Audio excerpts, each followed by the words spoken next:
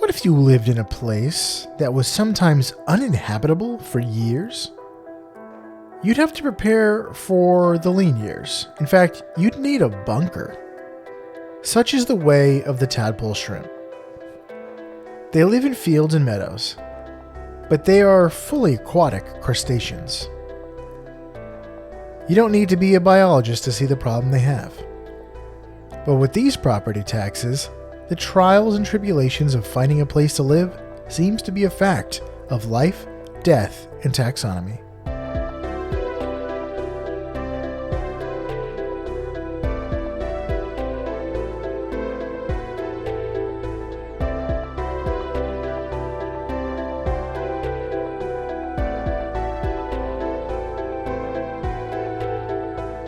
Welcome back to Life, Death, and Taxonomy. It's your 30 minutes of interesting animal information.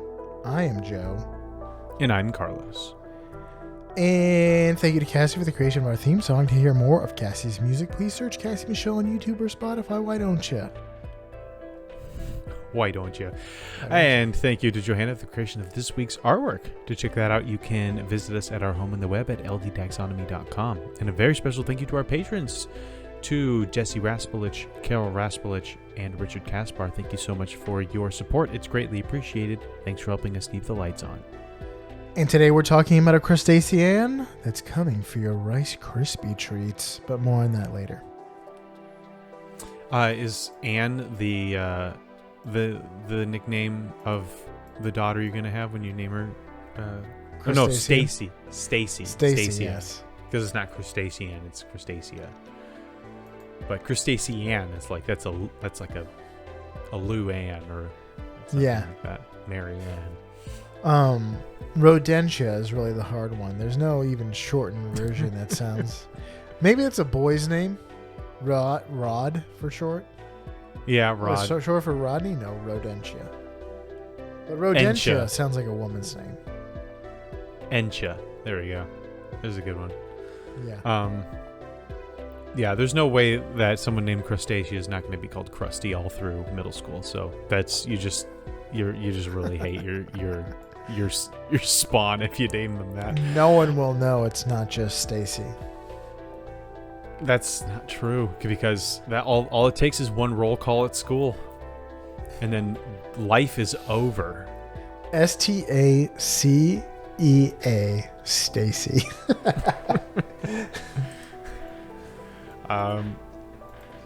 Yeah, we are talking about the tadpole shrimp this week, otherwise known as the Old College Trilobite, Roast in the Shell, and Kevin Bacon. Good. Which I'll explain later, I think. Maybe. I don't know. But let's taxonomize this before we get into the meat of the matter. It's in a kingdom you know, love, and are in. That kingdom is Animalia. The phylum is Arthropoda, because it's covered in an exoskeleton. It's covered in its skeleton. It wears its bones on the outside, let's just say. The subphylum is Crustacea. The class is Bian. I want to say bean, but I'm pretty sure because this is Latin. It's Bian. Bianciopoda. Bianciopoda. The superorder is Calmanostraca. The order is Notostraca. The genus is Lepidurus, and the species is Apis. Lepidurus. Apis is your binomial nomenclature for the day. For this evening. I'll be your binomial nomenclature for this evening. My name is, you could just call me Apis. Speaking of nomenclature, it's time for, I guess, my second favorite part of the show, nitty-gritty nomenclature. Because we've already done shrimp. We did a shrimp like 3 weeks ago. So we already know what the term venery is. But what does Lepidurus apis mean? It's part of the show where I ask you, Joe, a question, and that question is, what does the binomial nomenclature mean in English?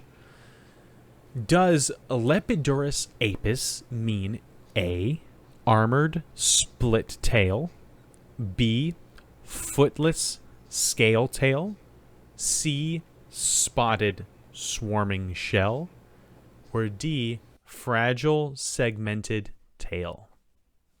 And I've already dropped a slight obtuse, maybe a little bit obtuse hint so far in the show. I'm going to go with the spotted one. Spotted swarming shell? Sure. That is incorrect. The hint I mentioned was Kevin Bacon because it is a footless scale tail. There was so much in each one of those that my brain couldn't latch on to any of them. I overwhelmed you with data, with information. But I just use a bunch of big words to confuse you. It's basically just a college lecture. But the big one is apis. So the species is apis, which is A meaning not none or no, and then pus is Latin for foot. I would think that had to do with bees, like apiary. No, that's yeah. But it's a little weird that it's footless is its species because, as we'll find out, it has a lot of legs at least. It depends on what you define as a foot. But let's talk about what it looks like. It does not look like your typical shrimp. If you are envisioning a shrimp, you are mostly wrong. It actually looks like a tiny little horseshoe crab. Which horseshoe crabs have been in the news recently about something about siphoning their blood for science things and doing so inhumanely. I don't know. I didn't read the article, but As is the way.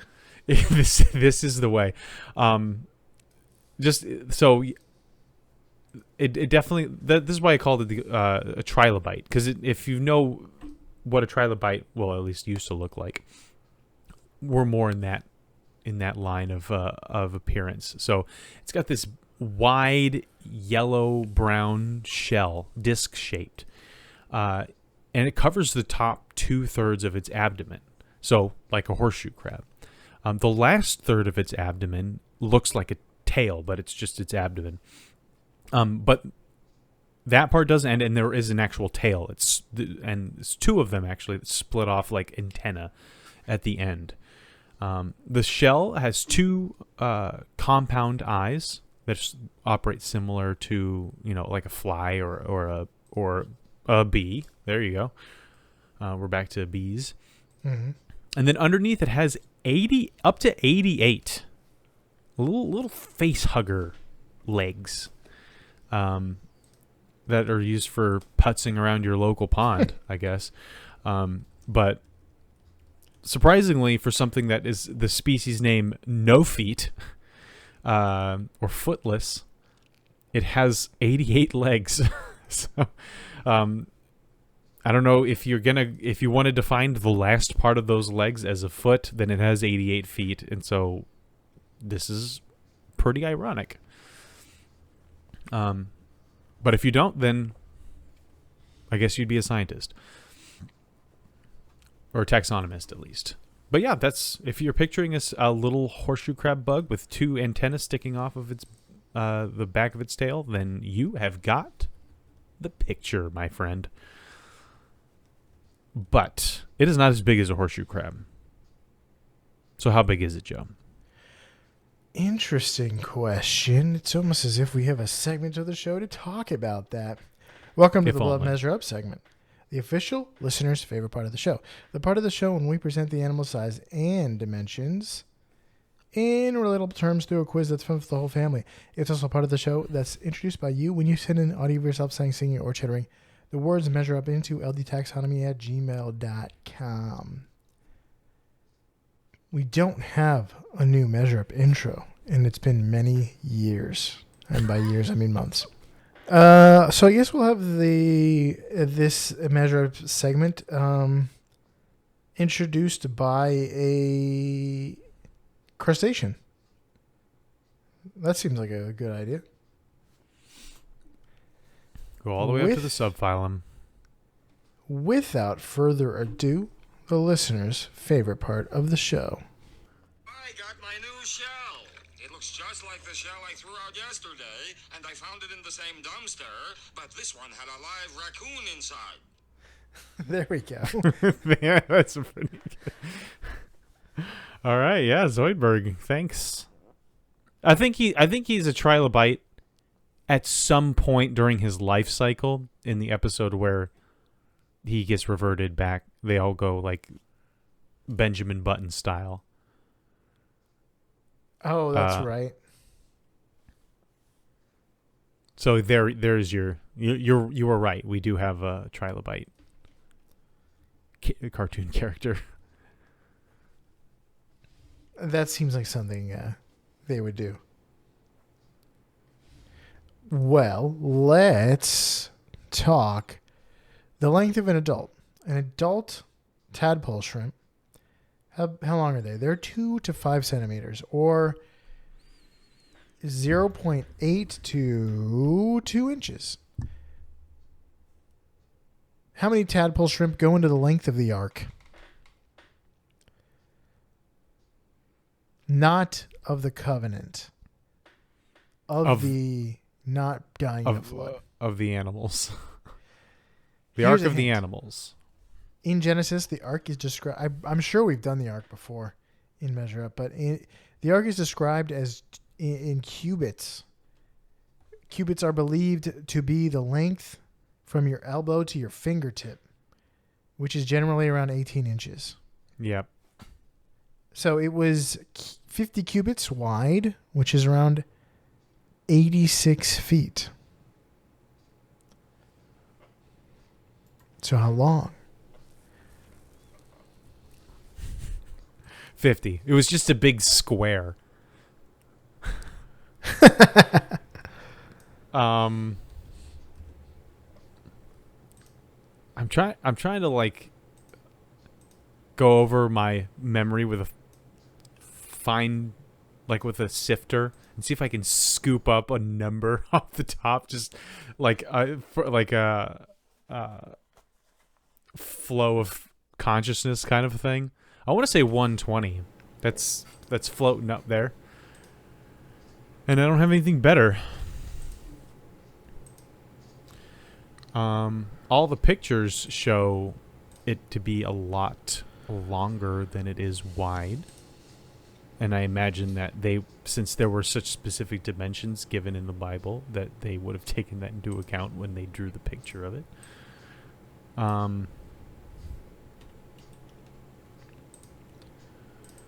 You could go and see the actual one. No, I can't. According to, you'd see fragments of it. According to the medieval Catholic Church, I'm pretty sure. But, I mean, you could go and see the replica. I'm just going to call it 200 feet long. That's close to 120 cubits, so. Although there's no way that there's like it was 127 cubits or whatever in the Bible. That's too specific. It's a nice number divisible by 5, I'm sure. So I'm just going to do 120 cubits, which is 180 feet. Because that's the number I'm going with. You said how many inches? 2.4? 2. Just 2? Mm-hmm. 1,080? 1,080. That seems like it can't be right, but we are going with it anyway. Final answer. Final answer. The correct answer is 3,060. Oh. Did you mention that they're also called Notostraca, and that's way cooler of a name? and not an egregious misnomer? No, because it's not part. Oh yeah. It's in their order. Notostraca. Notostraca. The arc was recorded to be around 300 cubits, or 510 feet. Wow. What does Notostraca have to do with that? I wrote down 3,060 Notostraca. Oh, I see. And it's just a cooler name. Why would it be an egregious misnomer? Because they're not tadpoles. And they're not shrimp. I guess they're closer to shrimp than other stuff that gets misnamed. It's close to the things they're misnamed to. Oh, I see. The tadpole shrimp is the misnomer. I was like, why would Notostraca be a misnomer? I don't know the Latin well enough to have that off the top of my head. We're gonna get so good at the Latin and Greek and taxonomy that we're gonna be like, oh, they named it Notostraca, and we're just gonna laugh about it. And oh man, I wish just laugh at a word. I wish I retained the knowledge that we talk about here. Only bits and pieces stick around. Well, like apus, like when I wrote that, I was like, that seems like a foot thing. That's the sounds. Oh, like podia or something like that. How lewd. But and then when looking it up, it was like, oh yeah, it is. It means no foot. For the rest of your days. It means it means no feet for the rest of your days. Let's talk about the length of their first larval instar. And what I mean by that is not the time, but the length they are in their first instar, which is 0.2 inches or 5 millimeters. How many larvae go into the height of Half Dome?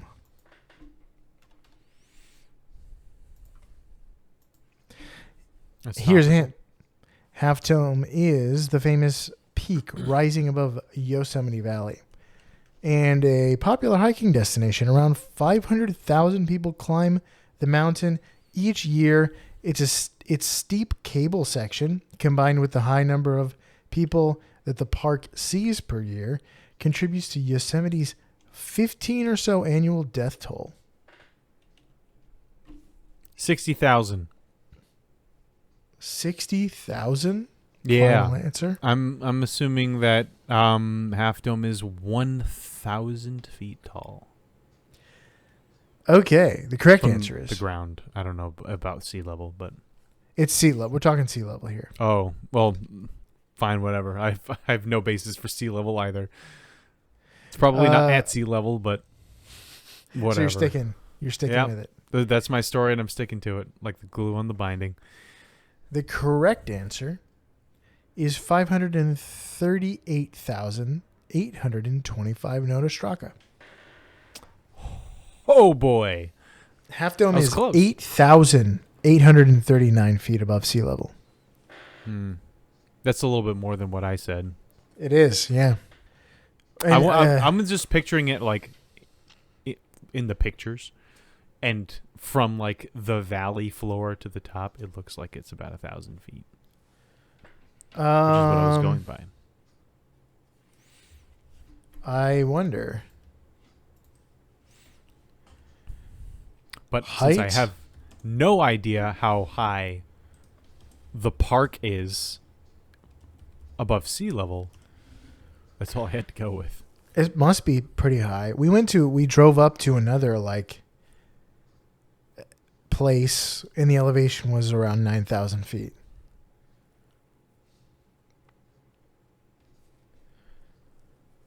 It's enough to get lightheaded.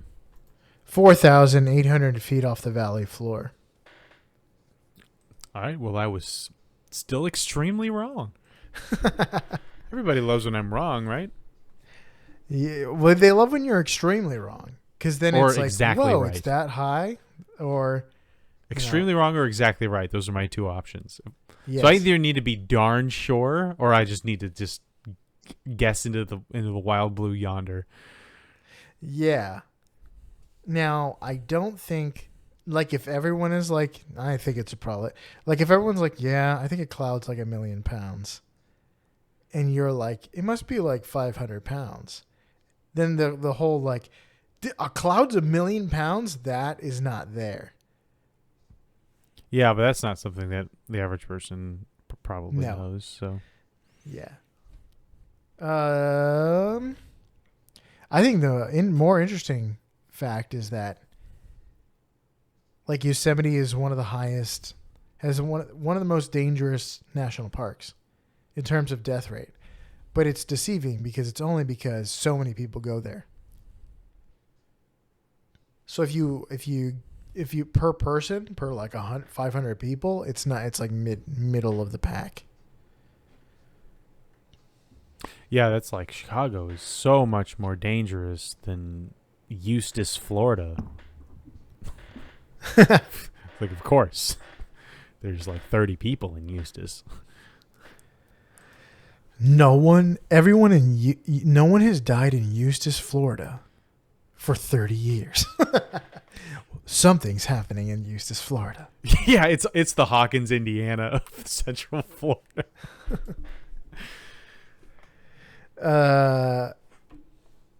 That's all I got for that. Do you have any fast facts before we get into the major fact?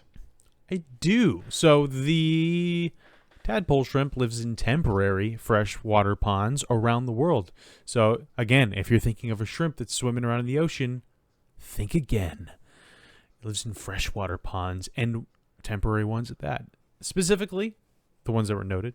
The countries are New Zealand, Australia, Iran, Israel, France, Germany, Italy, Denmark, and Austria. Just a absolute swath of the world there, from New Zealand to France. That's quite a journey. It specifically likes seasonal ponds, ones that fill up during the rainy season and then dry out during the non-rainy season. It likes to eat plant matter, mostly floating detritus, just the most delectable thing a shrimp can eat. Yes. And small aquatic invertebrates, as well as algae, bacteria, fungi, and something I can't pronounce. Myxozoa. There we go. I looked at it for a second. They have to keep an eye out for birds that like to gobble them up, and also there is a pretty common internal parasite that likes to get its spores into its body, which often kill it. And I'm going to leave it at that because the rest of the research I did most likely is the major fact. All you told me was rice lice, so I was like, what is the major fact? But now that I'm thinking about it, I think I may have researched all over that. So take it away, Ernie. Well, you have stumbled on the name of this episode, rice lice. Tadpole shrimp are a rice farmer's bane. In the wild, they eat aquatic plants, small invertebrates, and sediment. But in civilization, they love rice paddies. Me too. Me too. Rice cakes. Rice is grown in flooded fields, which protects young seedlings and rice roots from the harsh heat. Seedlings sprout underwater and then grow up into the open air. But it's during this critical period that the tadpole shrimp are most dangerous to a young rouse. Rouse? I like the idea that a singular rice is a rouse. Yeah, isn't that funny? Yeah. Tadpole shrimp damage rice in 3 ways. First, they like to chew off the coleoptile, which is a sheath that protects grass roots. Then they eat the grass and the roots. So, protects grass shoots, sorry. Second, they dig and bury their eggs in the mud, which uproots rice seedlings. So, they eat the protective coating, and then they uproot the things by digging. And then the digging makes the water brackish, which blocks out the vital sunlight and stunts plant growth. So these guys are just wreaking havoc in rice paddies. So what is a young rice shoot to do? And the answer is grow. Like reverse sea turtles, they can reach safety as soon as they get out of the water. When the plant emerges from shallow water, it gets all the sunlight it needs, and the plant is too big to be uprooted by egg-laying activities. So it just outgrows the tadpole shrimp's ability to affect it. Farmers need to plant rice quickly after a field is flooded to give plants a chance to grow out of the water before tadpole shrimp colonies gain a foothold. On the other hand, though, tadpole shrimp are like anime antagonists that turn to allies later in the series. Rice plants, I thought because no matter what, they just can't die. Rice plants that grow past their vulnerability to these creeping crusties end up benefiting from their presence. The shrimp turn their culinary attentions to the weeds in a rice field that might steal nutrients from the rice plants. But tadpole shrimp are aquatic creatures, and in the off-season, rice fields are dusty, dry ground. So, where do tadpole shrimp even come from? Well, here's the answer. Tadpole shrimp lay eggs in the mud and then die after about a month. But the eggs have a tough shell which endures the dry season in the soil and in enduring grow stronger. That's the deepest cut reference I can make. Is that a Next Generation reference? No, it's from the computer RPG Planescape Torment. Oh gosh. One of the characters you can get constantly says, whenever he levels up, he says, "Endure, and enduring grow stronger." Okay. When the fields flood, the eggs hatch, starting the cycle all over. But what if farmers don't irrigate a rice field the following year? What if rains don't allow for rice to be planted in that field? No problem. Eggs without the right moisture or temperature enter a state of diapause, which is halted growth that doesn't lead to egg hatching.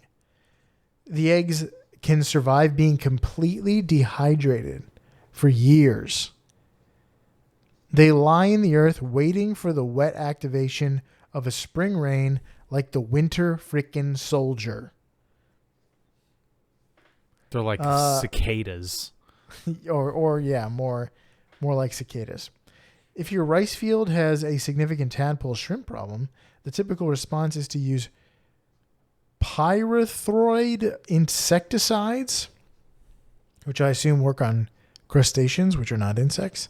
However, an alternate shrimp tadpole management practice involves using mosquito fish, which have a taste for the tiny crustaceans.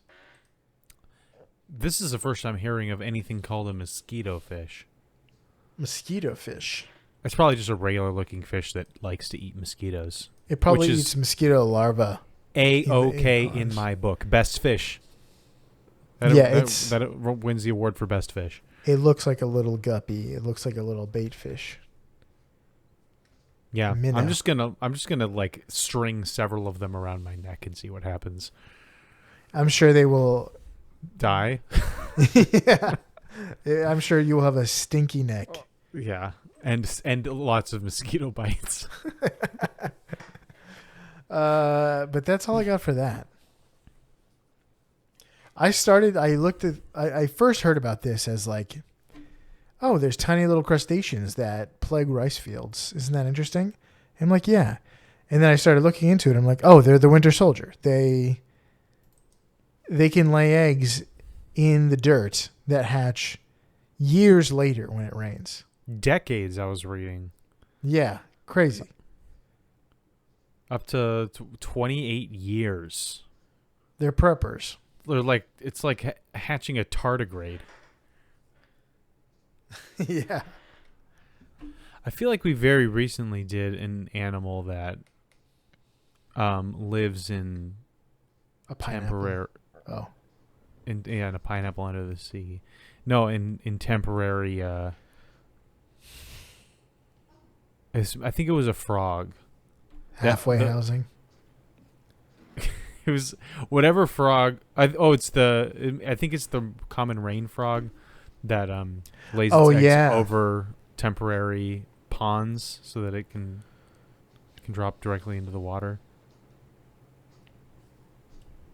And I think they skip the tadpole phase. So it's relevant because we're talking about the tadpole shrimp. But yeah, crustaceans are in places you would not expect. Like yeah, wood lice and all in your rice fields. So when the rains come, do you also have to read from the Red Book of Russian random code words to get the tadpoles, the shrimp to activate and kill again? Yes. To kill rice again. Yeah. Yeah. So all you have to do is just not say those words and you should be good to go. Or get mosquito fish. Yeah. All right. That was the tadpole shrimp. For you out there in Podcastia, pick a pond, any pond, sow your wild cysts, and wait until your ditch fills with water to awaken like the winter soldier, I guess. Like the tadpole shrimp here in Life, Death, and Taxonomy.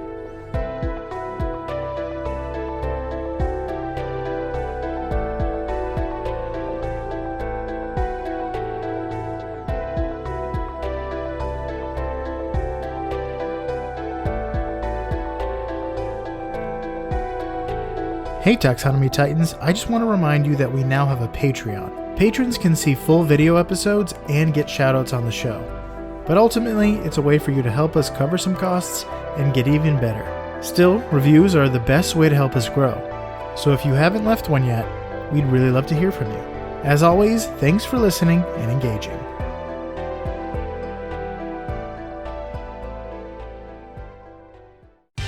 Life, Death, and Taxonomy is my favorite in the world podcast. Mosquito fish are nature's Captain America. The patriotic cure to communism.